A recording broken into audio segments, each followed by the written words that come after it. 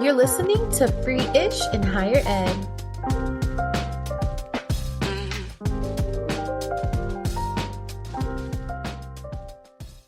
Welcome back to Free-ish in Higher Ed. I'm your host, Chelsea, and today I'm honored to be joined by Dr. Lance Bennett. Dr. Bennett is the founder and president of the People's Institute for the Common Good, an organization creating space for critical dialogue, shared learning, and collective imagination rooted in justice and the common good. Dr. Bennett, thank you so much for being here. Could you start by introducing yourself? Yeah, thank you so much, Chelsea, for having me to be part of this podcast and this platform. So as you mentioned, I'm Lance Bennett, the president and founder of the People's Institute for the Common Good. I'm someone who is dedicated to community, strengthening society, by virtue of learning. And I'm also a Philly native. And so I live in Dallas, Texas right now, but Philly is home for me. Nice. Well, we're Dallas neighbors, so that's cool. I wanted to see what inspired you to start the People's Institute for the Common Good. Could you share a little bit about that? Yeah, so what really inspired me was I began to see a need within the community for people who wanted to be in spaces where they had opportunities to learn without having to pay a heavy cost. And so this institute is really supposed to be a community-based organization in which folks can come together to learn about important societal matters and to have a space to debate those topics, to discuss those topics and learn from each other.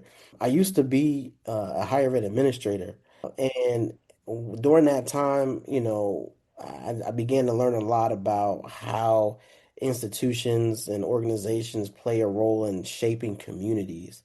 And for me, I said, well, I would like to participate in sh helping shape my community, and so I wanted to find that space. And so there's this idea out there called third spaces, and basically it's the idea that we all go to work. That's one space. Second space is home, but in our society today, we have a lack of third spaces, and those third spaces are for community. Right. And so just as time has rolled on, third spaces have kind of taken a back seat. So I wanted to create a third space where we can come together and talk about difficult topics. I just think it's really wonderful what you're doing by creating this space and the impact that it's having. I know you made the choice to step away from the traditional higher ed roles. What were some of the challenges or barriers you saw that you're trying to address through the Institute? Yeah, yeah. So one of those big challenges was just access to knowledge. And so, a lot of times if you don't have a professional network of people who who cultivate knowledge by virtue of their research, you're not in the know about a lot of these important topics, right? You don't have the access to understanding them in depth. Right. And so for me, I said, okay, I think there is an opportunity to provide that space. For example, for our lunch and learns, we have scholars and experts come to talk about their work related to, certain topics. For example, we have public policy lunch and learn coming up in July. That, again, is a public policy expert who has deep knowledge, deep experience in this stuff. Folks get information from the echo chamber, from social media, from the news, but those are clips of topics. Being able to be in a space where that's free, by the way, where you can learn in depth, even for a short amount of time about an important topic that affects your life on a daily basis is pivotal. And I believe everybody should have access to that type of knowledge. Yeah, and I agree. I think that's something I also learned with my advocacy is some of the tools I learned by being in spaces with policy analysts. I've been able to apply that to my advocacy in my Mhm. community and for my family, for myself. And it's really been great knowing I can just pick up the phone and call my legislators if I have a problem. And Right, I right. wouldn't have had that knowledge had I not been exposed to that environment. And I just really think that what you're doing with the Institute matters so much because it breaks down the barriers and just lets people in. All you have to do is sign up and show up. It's really giving people a chance to learn about things that actually affect their lives and have meaningful conversations. And that kind of space doesn't really exist everywhere. And I wanted to learn more about how do you incorporate principles of diversity, equity, and inclusion into the Institute's programs?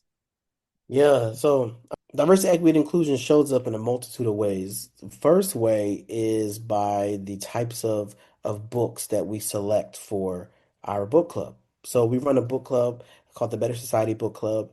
And so most of our authors are from diverse backgrounds, Black, Latinx, etc., backgrounds. And so that way we're able to give voice to those writings and to those thoughts. Secondly, in our book club, we have a wide range of people who attend and who are members of the book club. And so we have people who are older, people in their 60s, we have people in their 20s, 30s, 40s. We have black, white, Latinx, we got men and women, and we got everybody. We got everybody. And so that is helpful because in that space we're able to learn from each other and be able to learn from people's different perspectives. We even got people who are from the Midwest, from the Northeast. We have a guy who calls in from Chicago.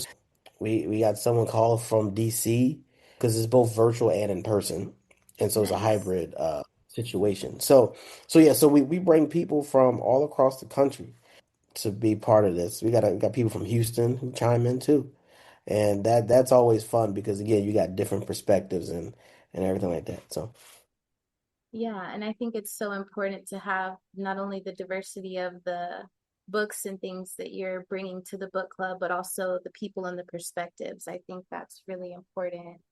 yeah. What kind of impact are you seeing from this work? Yeah, so I had a conversation with one lady who's part of our book club, and she mentioned to me that she was like, "Thank you so much for creating this space because I feel like I don't have opportunities to be around like-minded people." She was saying like I go to work and I can't really have like deep conversations about important matters at work because a lot of people aren't interested in that. Right, And so she was like, thank you for creating this space for me. And so that is one story that I really lean on quite a bit, when I'm just thinking about how to continue to work. That there are people who are thankful for this and who really enjoy this space. Another story that comes to mind here is even like for our Lunch and Learn series.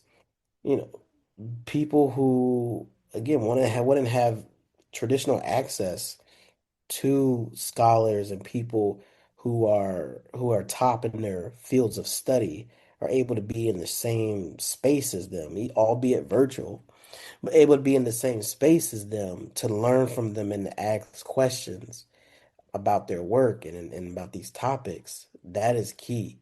So, one woman told me that, she's never had a space like this before. And that was really eye-opening for me because as someone who's, going through academia and who's going through, the traditional approach and pipeline, right. I've always had access to it, right?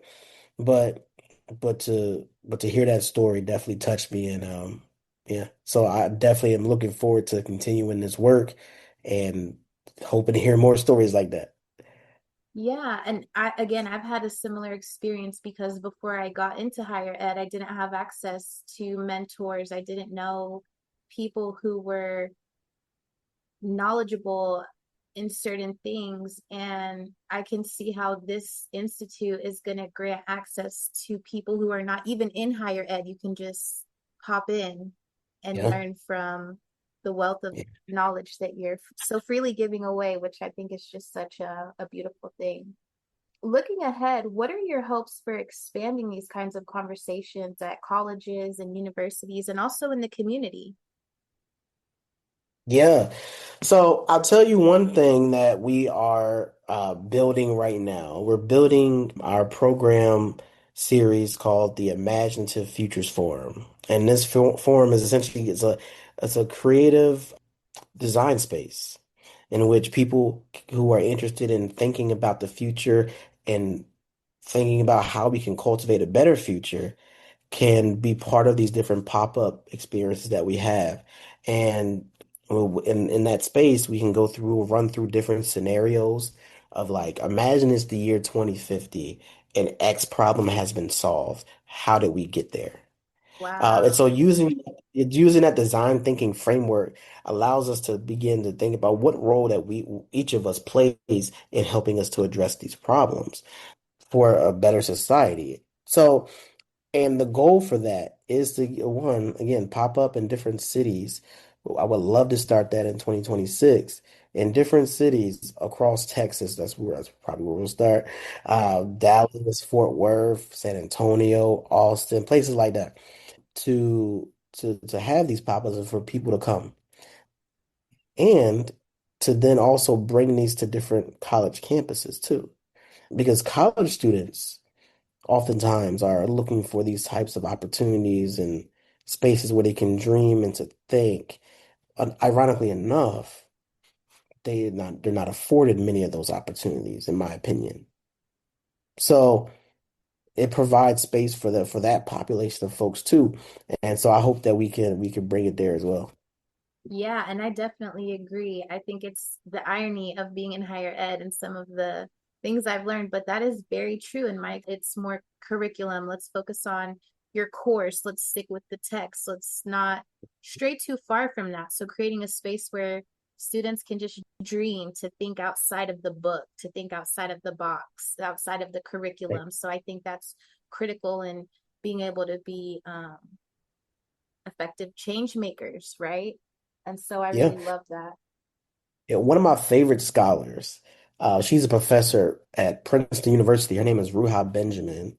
She wrote a book called Imagination, and she also wrote a book called Viral Justice and Race After Technology. And so a lot of her work is centered around futurism Mm, and Black futures. One of the things that she talks about, she has this line, I'm summarizing it, but she basically says to, dream and to always dream and think about the worlds that don't exist mm, basically to provide space and opportunity for yourself to think about what doesn't exist, and that can help us to create a better future and a better society, so that way we don't have to contend with the world that we don't want to have to deal with.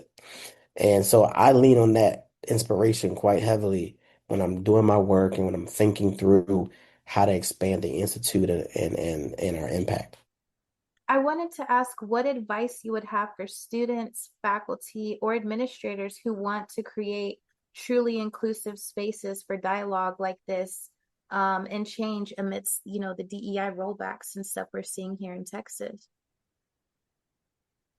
Yeah, that is tough. That is a tough one. I think it's you're gonna if you want to stay within the traditional system, then you're gonna have to get really creative and nimble with how you use certain phrasings and certain words to describe your work. So that's the first thing. Now, the other option is to go outside the system Right. and build your own thing outside of it. In fact, that's one question I had for myself that one of my mentors gave me when I first had the idea of the institute. He was like, "Well, I want you to spend the next 12 to 18 months thinking through, do you want to partner up with a university essentially, or do you want to just do your own thing outside the system? And which path would be easier for you to accomplish whatever you want to accomplish?" So the conclusion I gave to was outside the system. And so if you're going to go outside the system, I'd say the best thing to do is to come up with a niche idea that's focused and don't be afraid to start small. There's this quote in scripture that I love that I think pertains to entrepreneurs and pertains to really anybody. But in this case, don't despise the day of small beginnings. Mm, Don't be upset because it starts small. And to quote another person from one of my favorite books, Rest is Resistance, the author Tricia Hersey talks a lot about when she first created the NAP ministry. Some of the folks might know about the NAP ministry. You may have seen it on social media. She said when I first created these pop-ups and these opportunities for people to rest, I didn't care about the numbers. I cared about people who were led by the Spirit to be there. Mm. And so, regardless of your religious background, I think that there is something still to gain from that. Yeah, be in company with people who feel led to be part of your work and don't worry about so much about the numbers. And it's easy to get caught up in the numbers, but I want 100 people at my event or 200 people. And, there's nothing wrong with wanting that. But if you're going to go on this creative endeavor, just focus on who was led by the Spirit to be there because those are the people who may need it the most. Because so then maybe next month you might get 100 people, right? Right. Or not. But nevertheless, you still got to do the work, whether one or 100 shows up. And I've had book club sessions where only two people came. I've had sessions where 30 people came. Right. So it just depends, right? And so, but even in all of that, yeah, so creating the space, find the need and fill it. If you have a desire to fill that need, go for it. Again, just think about what you want to be a part of. You want to be part of the existing system or do your own thing. There's not a right or wrong, but there's both approaches. And there's historical precedent within communities on both, Right. right? There's both, and both have their place. It's just about what you want to do. Right. I love that. And I think when you measure like impact and look at numbers, a lot of things, I have such grand ideas as an advocate, but when I think about just making an impact on one person with my story, being able to reach one person and even just to change their perspective or just give them some insight into what it's like as a non-traditional student, as a parenting student, as a Black woman, as some of the different things that I represent and I advocate for when I change my perspective on changing the world and starting by changing my family system, my community, my neighborhood, and then it can go from there. But starting small, I think there's absolutely nothing wrong with that. And the humble beginnings can lead to greatness and affect change in the world, but Right? it can start with your world. And so I really love Right. that. And to see if you could tell us what's coming up at the People's Institute. What are you working on? And how can people Yeah. plug in? Yeah, so we have a few events coming up. First of all, on July 16th, we are having our lunch and learn about public policy. And so we have Samaji Best, who is a public policy strategist from Dallas, Texas, as our guest. And so she will inform us about that. In the month of August, we have Mary Beth Gassman, who's a professor at Rutgers University, talking about the power of HBCUs Mm, and their important work that they've done over the course of history. So September, we have a very interesting guest. Her name is Leah Lippman. She's a law professor at the University of Michigan. And so she's going to be talking about her book about how the Supreme Court runs on fringe theories.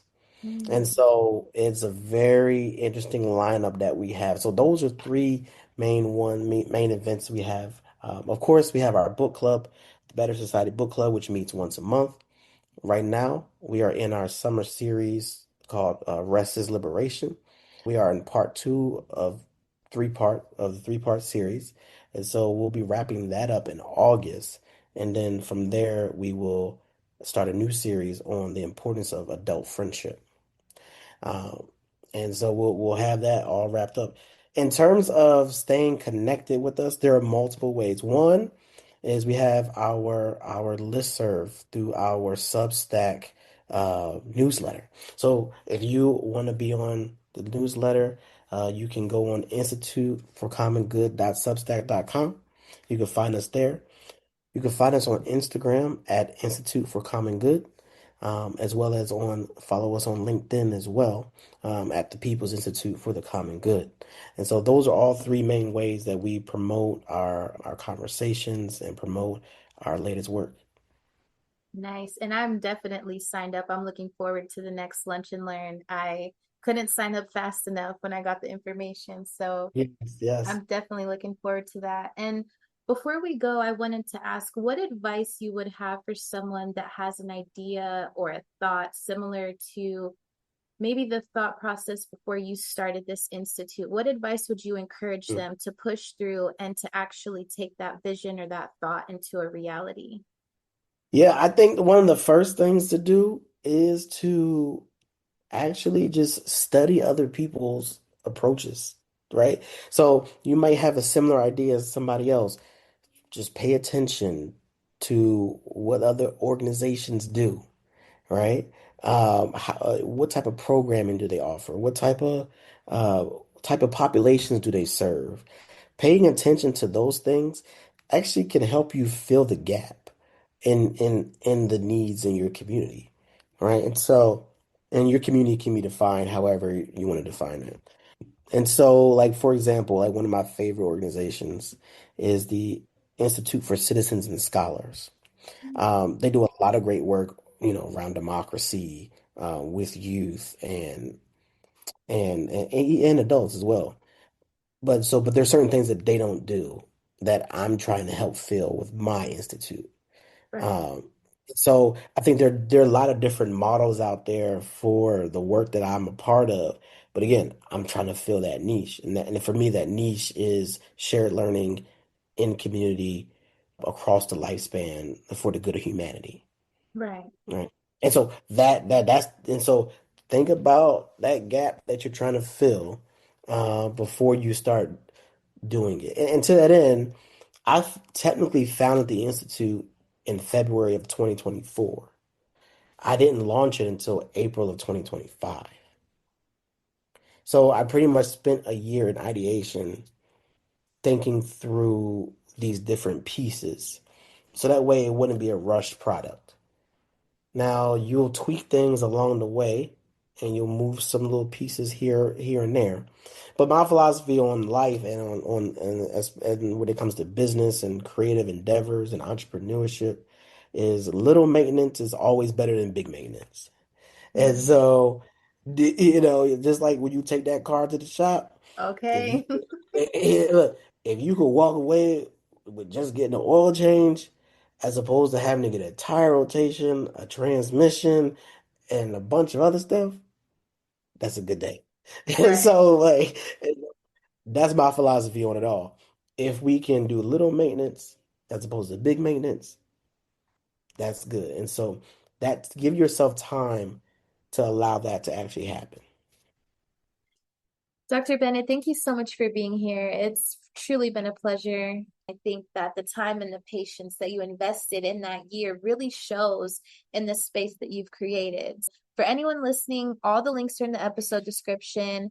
Sign up for the Lunch and Learn July 16th.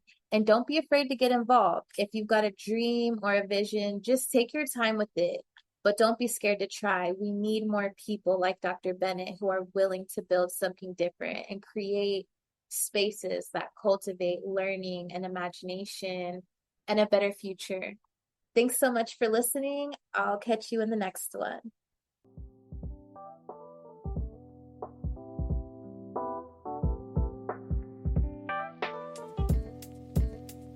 If something in this episode moved you or resonated with you, don't be afraid to use your voice or step into your purpose. And if you want to be part of this conversation or have a story to tell, I want to hear it. You can email me at free.ishpodcast@gmail.com. That's free.ish podcast@gmail.com. You can also DM me on Instagram at free.ishpodcast. We're free-ish and we're claiming our space unapologetically.